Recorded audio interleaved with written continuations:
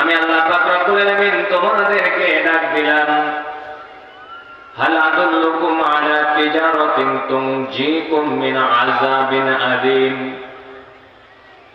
আল্লাহ পাক রব্বুল আলামিন কেন ডাক দিলেন?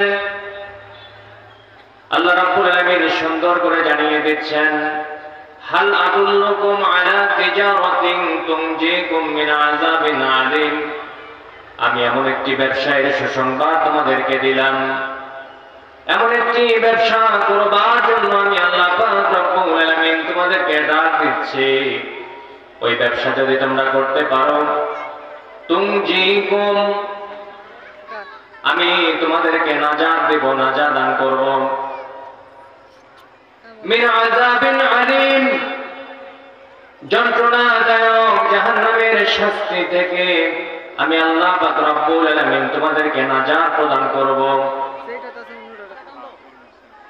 সারমর্ম ব্যাখ্যা হলো, আল্লাহ পাক রব্বুল আলামিন মুমিন এবং ঈমানদারদেরকে ডাক দিয়ে বলেন, ওহে তোমরা যারা ঈমান এনেছো, আমি এমন একটি ব্যবসায়ের সুসংবাদ তোমাদেরকে দিতে চাই।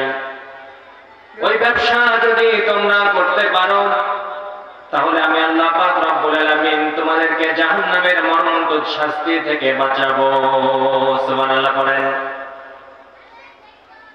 সম্মানিত উপস্থিতি, আপনারা হয়তো বা প্রশ্ন করবেন, মুমিন এবং ঈমানদারদের জন্য তো আল্লাহ পাক রব্বুল আলামিন জান্নাত তৈরি করে রেখেছেন, আবার মুমিন এবং ঈমানদারদেরকে আল্লাহ পাক রব্বুল আলামিন সরদার কেন ডাক দিলেন?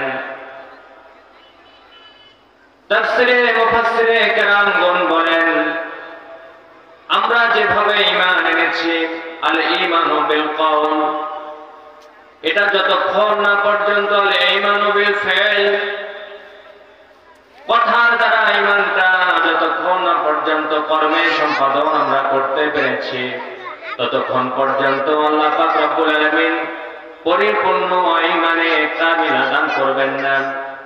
এবং ওই ঈমানের যতক্ষণ না পর্যন্ত কার্য সিদ্ধি আমরা করেছি, ততক্ষণ পর্যন্ত শুধুমাত্র আল ঈমানু বিল কওল নিয়ে আল্লাহর জান্নাতে যাওয়া যাবে না।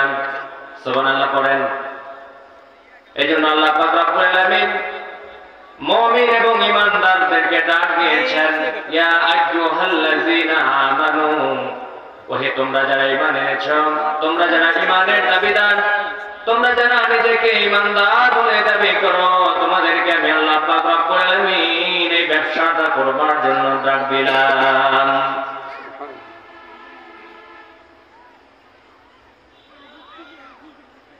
সম্মানিত উপস্থিতি, এই ব্যবসা করবার জন্য আল্লাহ পাক রব্বুল আলামিন প্রথম কয়েকটি কন্ডিশন দিলেন, প্রথম দুইটি শর্ত দিলেন। আল্লাহ রাব্বুল আলামিন বলেন, এই ব্যবসা যদি তোমরা করতে চাও, তাহলে অবশ্যই তোমাদেরকে প্রথম দুইটি কন্ডিশনকে মেনে নিতে হবে। দুইটি কন্ডিশনকে মুমিন এবং ঈমানদারদেরকে আল্লাহ পাক রব্বুল আলামিন ডাক দেওয়ার পরে আবার দুইটি কন্ডিশন দিচ্ছেন। প্রথম কন্ডিশন হলো, তুমিনুনা বিল্লাহ, আল্লাহু আকবার, তুমিনুনা বিল্লাহ, মুমিন ঈমানদারদেরকে আল্লাহ পাক রব্বুল আলামিন বলেন আবার নতুন করে তোমাদেরকে ঈমান আনতে হবে। এজন্য ঈমানদারদেরকে ডাক দেওয়ার পরে আল্লাহ পাক রব্বুল আলামিন প্রথম কন্ডিশন দিলেন, তুমিনুনা বিল্লাহ।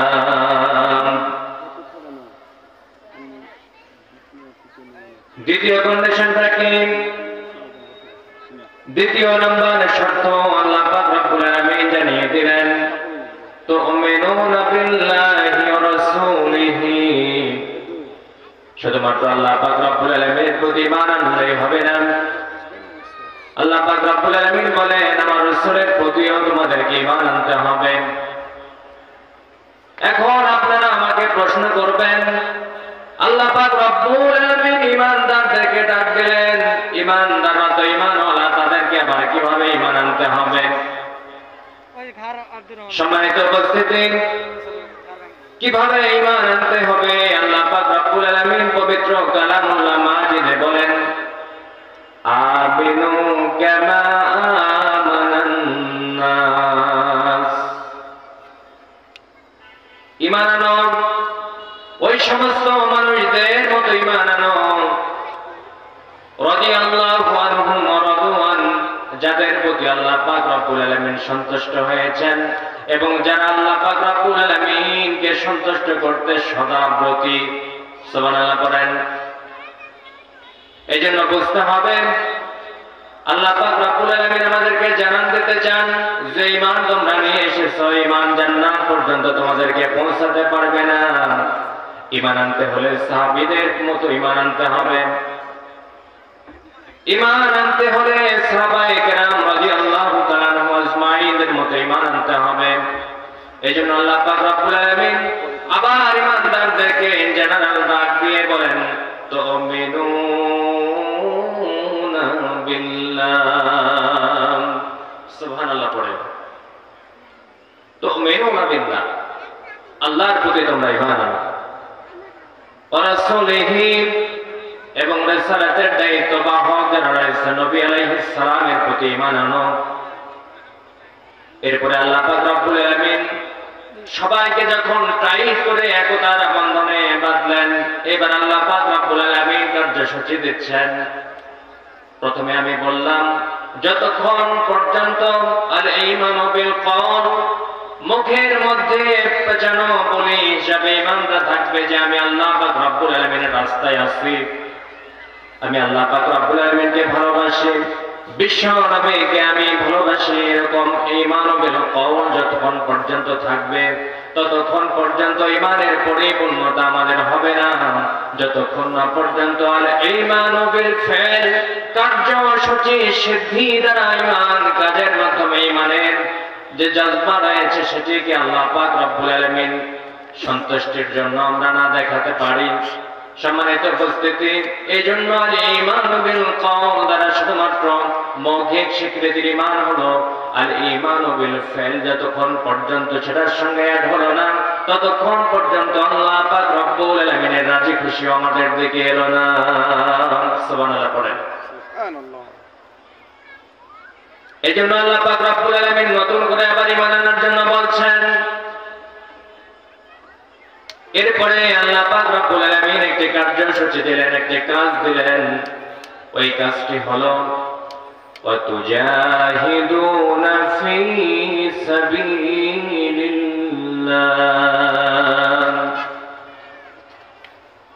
নতুন করে ঈমান আনার কথা আল্লাহ পাক রব্বুল আলামিন বারংবার বললেন, রিসালাতের প্রতি ঈমান আনার কথা বললেন।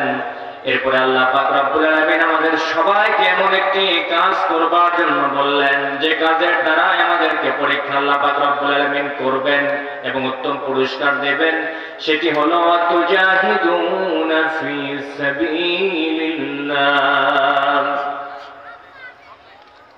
আল্লাহর জমিনে আল্লাহর দ্বীন কায়েম করবার জন্য তুমি প্রচেষ্টা করবে, মুজাহাদা করবে। এটা কার কথা? আল্লাহ পাক রব্বুল আলামিন। বিআমওয়ালিকুম, এই প্রচেষ্টাটা কিভাবে করবে? তোমাদের মাল দ্বারা তোমরা প্রচেষ্টা করবে। ওয়া আনফুসিকুম, আর সর্বোচ্চ মাকাম যদি তুমি পেতে চাও তাহলে তোমার জানটা পর্যন্ত তুমি দ্বীন ইসলামের জন্য বিলিয়ে দেবে। সুবহানাল্লাহ পড়েন। সুবহানাল্লাহ। এরপরে আল্লাহ পাক রব্বুল আলামিন প্রথম চাইলেন মাল, বিআমওয়ালিকুম ওয়া আনফুসিকুম। এরপর আল্লাহ পাক রব্বুল আলামিন চাইলেন জান। এরপরে আল্লাহ পাক রব্বুল আলামিন বলেন যালিকুম খায়রুল লাকুম ইন কুনতুম তা'লামুন। যালিকুম খায়রুল লাকুম, এটি তোমাদের জন্য উত্তম। দ্যাট ইজ দ্য বেস্ট,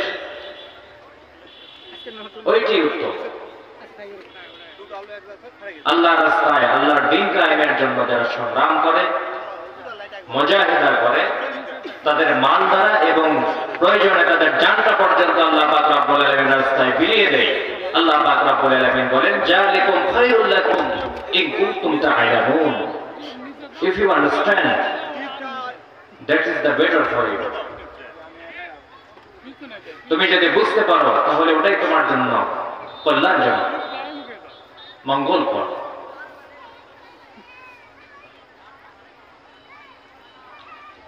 এরপরে আল্লাহ পাক রব্বুল আলামিন বলেন, আল্লাহর জমিনে দিন কায়েমের জন্য যে চেষ্টা করবা, প্রচেষ্টা করবা, নিজের জীবনকে বিলিয়ে দেবা, আল্লাহ পাক রব্বুল আলামিন অনায়াসে শুধুমাত্র যে সামান্যতম প্রতিদান প্রদান করবেন তা নয়, আল্লাহ পাক রব্বুল আলামিন ঘোষণা করেন, ইয়াগফির লাকুম যুনুবাকুম ওয়া ইউদখিলকুম জান্নাতিন তাজরি মিন তাহতিহাল আনহার।